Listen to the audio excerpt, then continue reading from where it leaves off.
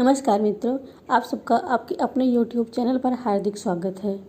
और आज हम उपस्थित हुए हैं शिक्षण योजना लेकर के। यह शिक्षण योजना कक्षा 8 की है और विषय है संस्कृत। तो आपसे आग्रह करना चाहेंगे कि आप इसको अपने शिक्षक ग्रुप पर शेयर करिए और अधिक से अधिक शिक्षकों तक पहुंचाइए। और जो भी शिक्षण योजना आपको चाहिए कमेंट बॉक्स में लिखें, मैं उसको बनाऊंगी और आपके सम्मुख रखूँगी। और साथ ही साथ बता दूं कि यह शिक्षण योजना रिक्वेस्टेड है। इसको हमारे शिक्षक भाई श्री प्रदीप शुक्ला जी ने बनाने के लिए कहा था, तो मैंने उनके आग्रह पर इसको बनाया है। तो अब आगे बढ़ते हैं। जैसा कि हमेशा 4 कॉलम खींचते हैं, पहला दिनांक, दूसरा विषय, तीसरा कक्षा और चौथा समय। दिनांक आप अपने सुविधा के अनुसार डाल सकते हैं। और इसमें देखिए, फिर इसके बाद आगे बढ़ते हैं लर्निंग आउटकम। लर्निंग आउटकम में क्या है, बच्चे संस्कृत भाषा से परिचित हैं और नवीन शब्दों को सीख रहे हैं। दूसरा, विविध प्रार्थनाओं को जानते हैं, वैदिक वंदना को जानेंगे और उसका अर्थ समझेंगे। प्रकरण है वैदिक वंदना। शिक्षण सहायक सामग्री इसमें है दीक्षा ऐप पर उपलब्ध सामग्री। ये तो बहुत ही महत्वपूर्ण है, आप इसको अवश्य सुनवाएं। चार्ट पेपर पर लिखी हुई प्रार्थना, पाठ्य पुस्तक, चौक, डस्टर आदि। इसके बाद अगला चरण आता है शिक्षण अधिगम प्रक्रिया या फिर गतिविधियाँ। इसमें भी 4 कॉलम खींचेंगे। पहला होता है क्रम संख्या, दूसरा शिक्षण के चरण। शिक्षण के चरण में 3 चरण होते हैं। पहला होता है शिक्षण का आरंभ, दूसरा शिक्षण के मध्य और तीसरा शिक्षण के अंत में। समय होता है 5 मिनट। और आकलन का तरीका होता है प्रश्नोत्तर तथा सहभागिता। अब आरंभ करते हैं। तो पहला चरण है शिक्षण का आरंभ। इसमें देखिएगा, कक्षा में शिक्षिका प्रवेश करती हैं और शिक्षण का परिवेश सृजित करने के लिए शिक्षिका बच्चों से वार्तालाप आरंभ करती हैं। इसका अनुमानित समय होता है 5 मिनट और आकलन का तरीका प्रश्नोत्तर तथा सहभागिता रहेगा। बच्चे शिक्षिका से प्रश्न पूछेंगे, शिक्षिका बच्चों से प्रश्न पूछेंगी, बच्चे उत्तर देंगे और सहभागी रूप से कक्षा में माहौल रहेगा। फिर है बच्चों में रुचि जागृत करने के उद्देश्य से शिक्षिका कुछ प्रश्न पूछती हैं। शिक्षिका पूछती हैं, हम सब किसकी प्रार्थना करते हैं? बच्चे बताते हैं ईश्वर की। फिर दूसरा प्रश्न पूछती हैं, प्रार्थना क्यों करते हैं? तो बच्चे बताते हैं कुछ मांगने के लिए। फिर अगला प्रश्न पूछती हैं शिक्षिका, वैदिक वंदना में क्या कहा गया है? बच्चे मौन रह जाते हैं क्योंकि बच्चों को अभी इसका अर्थ नहीं पता है। अब यहीं पर समस्या उत्पन्न होती है और शिक्षिका बच्चों को बताती हैं कि आज हम किस पाठ को पढ़ने वाले हैं। आज हम वैदिक वंदना पाठ को पढ़ेंगे। ये बात शिक्षिका बच्चों को बताती हैं। अब देखिए, यहाँ हमने बताया है कि बच्चे मौन रह जाते हैं और यहीं पर समस्या का जन्म होता है और शिक्षण प्रक्रिया आगे बढ़ती है। शिक्षिका बताती हैं अर्थात उद्देश्य कथन करती हैं। बच्चों, आज हम लोग वैदिक वंदना नामक पाठ का अध्ययन करेंगे। अब इसके बाद दूसरा चरण आरंभ होता है शिक्षण का मध्य। इसमें शिक्षिका बच्चों को पुस्तक में देखने के लिए कहती हैं, पाठ का आदर्श वाचन करती हैं और आदर्श वाचन करने के बाद बच्चों से भी पाठ का अनुकरण वाचन करवाएंगी।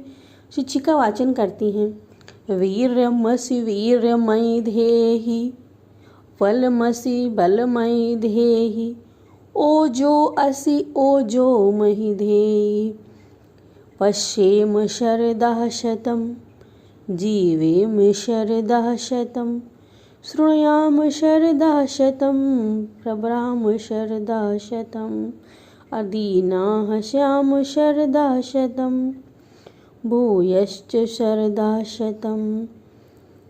ॐ शं नो मित्रः शं वरुणः शं नो भवर्त्यमानः शं न इन्द्रो बृहस्पतिः शं विष्णुरुक्रमम्। ॐ शांति शांति शांति। शिक्षिका अर्थ बताती हैं और साथ ही साथ कठिन शब्दों का भी अर्थ बताती हैं। बच्चे पाठ का अर्थ ध्यानपूर्वक सुनते हैं और कठिन शब्दों का अर्थ भी अपनी उत्तर पुस्तिकाओं में उतारते हैं। कक्षा में अनुशासन का वातावरण रहता है और शिक्षिका देखती जाती हैं ये बच्चे अच्छे से काम कर रहे हैं कि नहीं। इसके बाद बच्चों से भी पाठ का वाचन करने के लिए कहती हैं। कठिन शब्दों को श्यामपट्ट पर लिखती हैं और बच्चों से उनको उतारने को कहती हैं। बच्चे ध्यान से सुनते हैं। शिक्षिका बताती हैं कि यह वंदना यजुर्वेद से ली गई है और साथ ही साथ शिक्षिका बच्चों को यह भी बताती हैं कि हिंदू धर्म में वेदों की संख्या 4 है। उनके नाम बताती हैं और बच्चे उनको ध्यान से सुनते हैं। फिर बच्चे पाठ का वाचन भी करते हैं। शिक्षिका बताती हैं कि इसमें कहा गया, हे प्रभु, तुम तेज स्वरूप हो, मुझ में तेज स्थापित करो। तुम बलवान हो, तुम शक्तिशाली हो, मुझ में शांति स्थापित करो। तुम ओज के स्रोत हो, मुझ में ओज स्थापित करो। हे भगवान, हम सब आपकी कृपा से 100 वर्ष तक देखें, 100 वर्ष तक सुनें, 100 वर्ष तक जीवित रहें, 100 वर्ष तक बोलें। सभी देवतागण हमारे लिए कल्याणमयी हो। विशाल पग वाले वरुण देव हम सब के लिए कल्याणकारी हों। बच्चे ध्यानपूर्वक पाठ का अर्थ सुनते हैं और स्मरण भी रखते हैं। इसके बाद आता है अगला चरण, शिक्षण के अंत में। इसके लिए भी अनुमानित समय 5 मिनट का रखा जाता है। आकलन का तरीका सहभागिता और प्रश्नोत्तर होता है। शिक्षिका बच्चों को 4-4 के समूह में बैठाकर पाठ को पढ़ने के लिए कहती हैं। बच्चे एक बार पाठ का वाचन कर चुके हैं, इसलिए उनको पढ़ने में अत्यधिक आनंद आता है। बच्चों से कठिन शब्दों के अर्थ पूछे जाते हैं। बच्चे उनका अर्थ बताते हैं और बच्चों से पूछती है शिक्षिका, क्योंकि इससे बच्चों का ध्यान जो है वो एकाग्र रहता है। पूछती है, यह वंदना किस वेद से ली गई है? बच्चे बताते हैं यजुर्वेद से। इसके बाद आता है अगला चरण, गृह कार्य। इसके लिए भी अनुमानित समय होता है 5 मिनट। शिक्षिका बच्चों को गृह कार्य देती हैं और कहती हैं सभी बच्चों को प्रस्तुत वंदना को स्वर एवं लय के साथ सुनाना है। फिर अगला प्रश्न पूछती हैं, प्रस्तुत वंदना हिंदी में इसका अर्थ लिख के लाना है। फिर तीसरा प्रश्न पूछती हैं, वेदों की संख्या कितनी है? उनके नाम लिख कर लाना है। अब गृह कार्य का चरण पूरा हो जाता है। इसके बाद आगे बढ़ते हैं तो आता है स्व आकलन का चरण। शिक्षिका जब स्व आकलन करती हैं तो यह पाती हैं कि बच्चों ने पाठ के हिंदी अनुवाद को भली प्रकार से समझ लिया है, कठिन शब्दों का अर्थ भी बता पा रहे हैं और उनको सही उच्चारित भी कर ले रहे हैं। इसके बाद आता है अंतिम चरण इसका, आगामी कार्य योजना।